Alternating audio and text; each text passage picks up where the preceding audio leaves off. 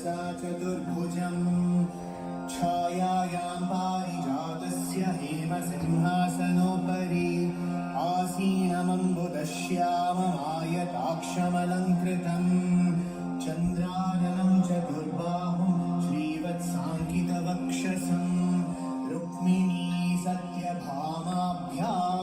सहितं कृष्णमाश्रये।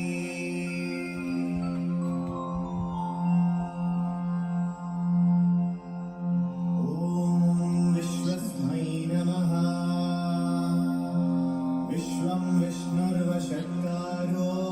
भूतभव्यभवत्प्रभुः भूतकृद्भूतवृद्भावो भूतात्मा भूतभावनः भूतात्मा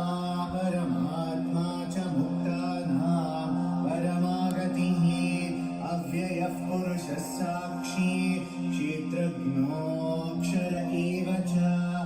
योगो योगविदां नेता प्रधानपुरुषेश्वरः नारसिंहवपुः श्रीमान् ईशवः पुरुषोत्तमः सर्वः शिवस्थाणुर्भूतारिर्निखिलव्ययः सम्भवो भावनो भर्ता प्रभवः प्रभुरीश्वरः स्वयंभूः शम्भुरादित्यः पुष्कराक्षो महास्वनः अनादिनिधनो धाता विधाता धातुरुत्तमः अप्रमेयो ऋषिकेशः पद्मनाभोऽमरप्रभुः विश्वकर्मा मनुस्त्वष्टा स्थविष्ठस्थविरो ध्रुवः अग्राह्यः शाश्वतः कृष्णो लोहिताक्षः प्रदर्दनः प्रभूतस्त्रिकतुभ्यामपवित्रं मङ्गलं परम् ईशानः प्राणदः प्राणो ज्येष्ठः श्रेष्ठः प्रजापतिः हिरण्यगर्भो भूगर्भो माधवो मधुसूदनः ईश्वरो विक्रमे धन्वी मेधावी विक्रमः क्रमः अनुत्तमो दुरादर्शः कृतघ्नः कृतिरात्मवान् सुरेशः शरणं शर्म विश्वरीता प्रजाभवः अहः संवत्सरो व्यालः प्रत्ययः सर्वदर्शनः अजः सर्वेश्वरः सिद्धः सिद्धिः सर्वादिरच्युतः वृषाकपिरमीयात्मा सर्वयोगविनिसृतः वसुर्वसुमनः सत्यः समात्मा संमितः समः अमोघः पुण्डरीकाक्षो वृषकर्मा वृषाकृतिः रुद्रो बहुशिरा बभ्रुर्विश्वयोनिः शुचिश्रवाः मृतः शाश्वतस्थाणुर्परागोपो महातपाः सर्वगः सर्वविद्वानुर्विश्वक्सेनो जनार्दनः वेदो वेदविदव्यङ्गो वेदाङ्गो वेदविद्कविः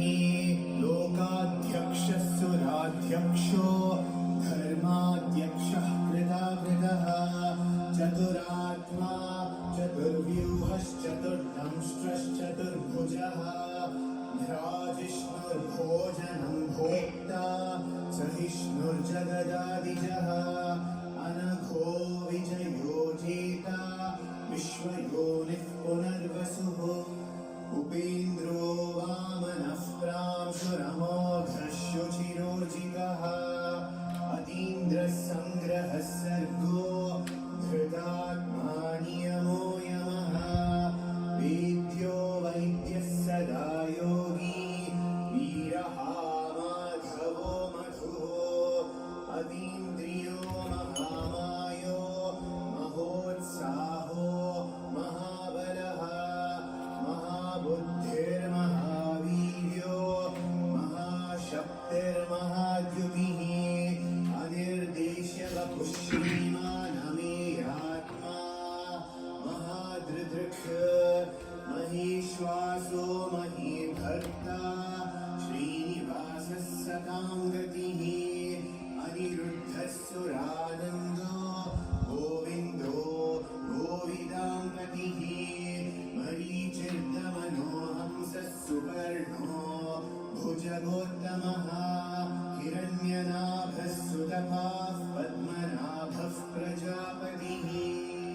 अमृत्युः सर्वदृक्सिंहः सन्धाता